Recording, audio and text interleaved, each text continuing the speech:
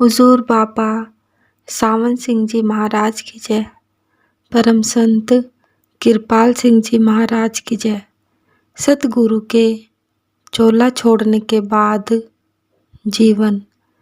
परम संत कृपाल सिंह जी महाराज फरमाते हैं कि अध्यात्म का जगमगाता सूरज जो बाबा सावन सिंह जी के ज्योतिर्मय स्वरूप में उदय होकर सारे संसार को जीवन और ज्योति प्रदान करता रहा, अस्त हो चुका था।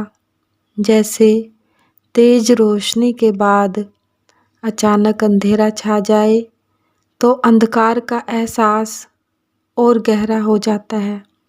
कुछ ऐसी परिस्थिति उस समय थी। हरि रस भीने दया मेहर भरे कमल नयन जिनकी एक जीवनदायिनी दृष्टि अंतरात्मा को धरा से उठाकर गगन पर ले जाती थी। वह दृष्टि अब कहाँ थी? हजारों लाखों आंखें उन आंखों को देखने को तरस रही थी।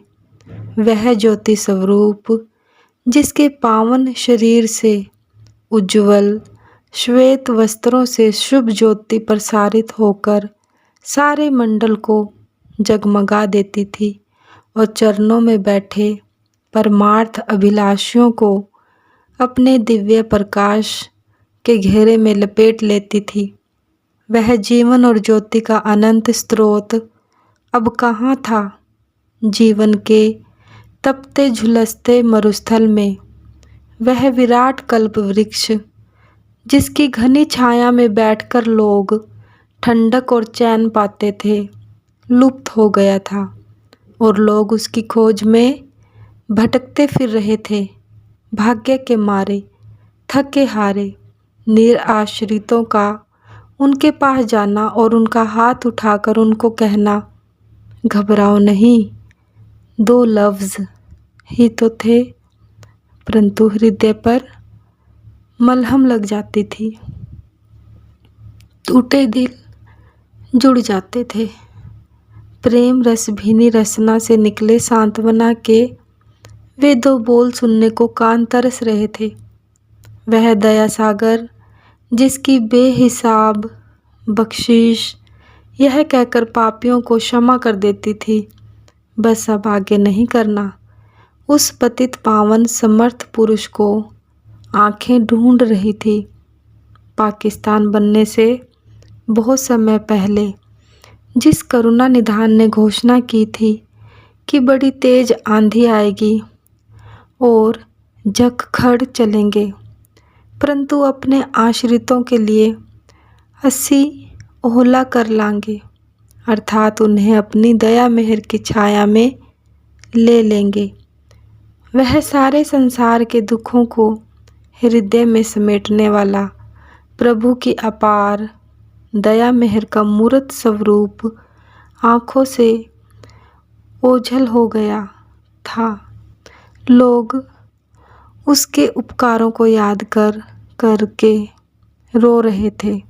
जितना जितना किसी ने उस हस्ती को देखा, उतना उतना एक कमी का, बिछोड़े का उसे एहसास हो रहा था। जैसा वह था उसे असल रंग में जिसने देखा, आप सोचो उसकी हालत क्या होगी।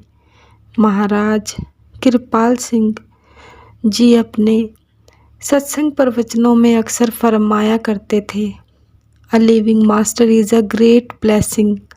जीवन में किसी आत्म तत्व वेता समर्थ महापुरुष का मिलना एक बहुत बड़ी बरकत है। जिनको उस महापुरुष के चरणों में बैठने का सौभाग्य प्राप्त हुआ, वे सब इस बात की सत्यता की गवाही देंगे।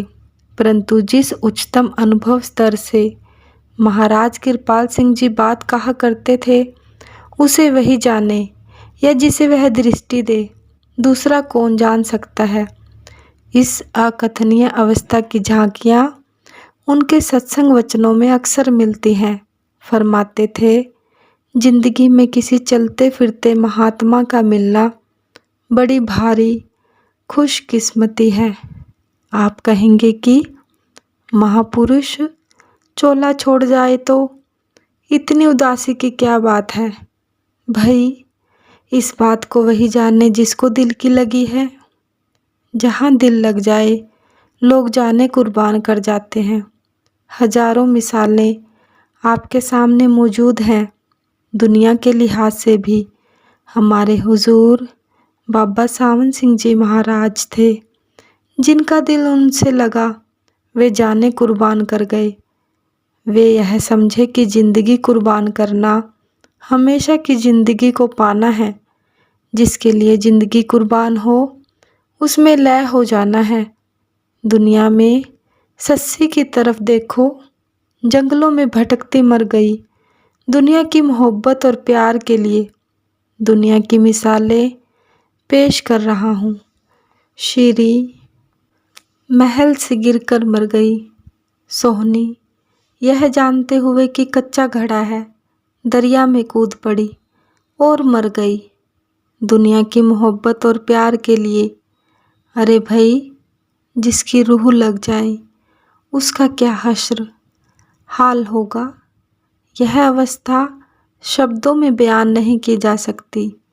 हाँ, जिसको इसमें कुछ हिस्सा मिला है, कुछ दर्द रखता है, वही जानता है कि वह क्या अवस्था होती है। मुझे याद है हुजूर के वक्त जब गुरुमत सिद्धांत लिखा जा रहा था, विरह का अंग था, वह मैं लिख कर ले गया। पहले तो यह लिखा कि गुरु अंगद साहब थे। जब गुरु नानक साहब ने चोला छोड़ा तो वे उदासीन होकर बैठ गए। आप कहेंगे क्या वे नामुकम्मल थे? गुरु अंगद साहब, गुरु नानक साहब की ज्योति, वे भी उदासीन हो गए। क्यों? क्या वे नामुकम्मल थे? नहीं भाई, दुनिया को दिल की लगी होती है, उनको रूह की लगी होती है। याद रखो, जिंदगी में किसी महापुरुष की दो खूबसूरतियाँ हैं। एक रूहानियत की शान झलक प्रभु की होती है। वह रांझा जोगी बनकर परमात्मा इंसानी शक्ल धारण करके आ जाता है। मौला आदमी बनाया और हर जियो नाम परेयो रामदास। एक मुसलमान फ़कीर कहता है, मैंने परमात्मा को इंसानी शक्ल में चलते फिरते देखा है।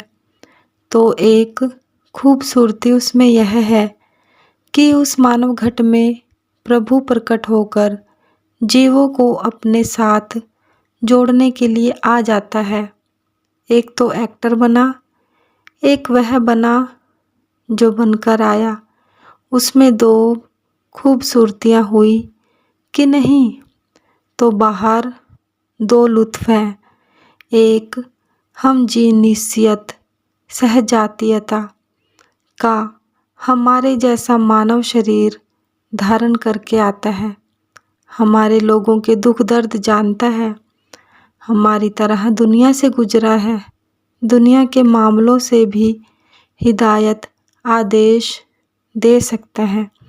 यहाँ सन ऑफ मैन मानव की हैसियत से काम करता है और क्योंकि अंतर में प्रभु से जुड़ा हुआ है, वह गॉड इन मैन है। प्रभु ही उसमें बैठा है। हुजूर महाराज के समय का वृतांत है। वजीराबाद की यह घटना है। कोई बात हुई तो हुजूर कहने लगे, अगर बाबा जैमल सिंह जी महाराज आज चलते फिरते सामने आ जाएं तो मैं अपना सर्वस्व लुटा दूं। अगर आज हम चाहें कि हुजूर हमारे बीच आकर जैसे हम आप यहाँ बैठे हैं हमको वही उपदेश दें जो अपनी ज़िंदगी में दिया करते थे, तो क्या यह संभव है? यह अलहदा बात रही कि वह गुरु शब्द सदेह है। इंसानी शक्ल धारण करके खुली आँखों के सामने भी मदद कर जाता है, मगर वह हमेशा नहीं रहता। तो जिंदा सत्स्वरूप महापुरुष में दो खूबसूरतियाँ होती हैं, एक बाहरी एक अंतरीय। एक वह जो स्वयं आप है, गॉड इन मैन, परमात्मा। दूसरे जो समांग उसने रचाया है, सन ऑफ मैन, इंसानी बच्चा। महापुरुष भी जब उनके गुरु चोला छोड़ जाते हैं तो बहुत विरह व्याकुल होते हैं। दुनिया के आंसू तो यीशु अर्थात इस तरह के लिए हैं, दुनिया के लिए होते हैं। महापुरुषों के आंसू उस तरफ के लिए, प्रभु के लिए होते हैं।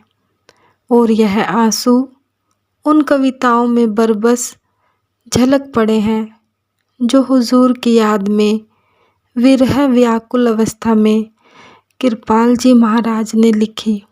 सतगुरु दयाल के ज्योति ज्योत समाने से एक दिन पहले महाराज जी ने जो कविताएं कही, उनमें एक नज़्म यह शेर आता है, राज़े उल्फत फाश हो जाए ना यूं देख अब कहीं, वरना थी मालूम किसको दास्तां तेरे बगैर। लफ्ज़ तो वही है जो मजाज है और हकीकत, मायावी प्रेम और प्रभु प्रेम दोनों पर पूरे उतरते हैं, परंतु कहानी उन हस्तियों की है जिनका ठिकाना 7 आसमानों से भी ऊपर है। वह राज़े उल्फत प्रेम का रहस्य, वह दास्तां प्रेम कथा क्या है, दुनिया वाले क्या जाने। तेरे बगैर की रदीफ में अंतिम चरण में जो वेदना है उसे कोई भेदी ही समझ सकता है। पूरी गज़ल इस प्रकार है, जिंदगी हब हो गई बारे गरा तेरे बगैर, आज नकारा है मेरी रूह जां तेरे बगैर। आपकी नज़रों के फिरते ही खुदाई फिर गई, मेहरबां भी हो गए नामे हिरबा तेरे बगैर। देख इस मंजिल पे लाके मुझको अब तन्हा ना छोड़, उम्र सारी यह राएगा तेरे बगैर। एक मुद्दत से है बेरौनक मेरी दुनियाए दिल, पहले सी जज्बात में शौखी कहाँ तेरे बगैर। राज़े उल्फत फाश हो जाए ना अब यूं देखना कहीं, वरना थी मालूम किसको दास्तां तेरे बगैर। गुरु चोला छोड़ जाए तो गुरुमुख की क्या हालत होती है, इसका इशारा गुरुवाणी की इस तुक में मिलता है। नानक कंत विहूणिया मीत सजन सब जाम, प्रीतम के वियोग में मित्र और शुभ चिंतक सब मुझे यमदूत दिखाई देते हैं। इसी स्थिति की झलक उनके इस शेर में मिलती है। देखी जमाल दुनिया कोई नहीं किसी का, देते हैं अब दिखाई अपने पराए जम से। विरह विहलता की यह अवस्था थी जो इन्हें अपनों और बेगानों से दूर ऋषिकेश के जंगलों में ले गई। परम संत कृपाल सिंह जी महाराज की जय। हुजूर बाबा सावन सिंह जी महाराज की जय। सच्चे पातशाह तेरा ही आसरा, सतगुरु महाराज तेरा ही आसरा। जय गुरुदेव, जय गुरुदेव।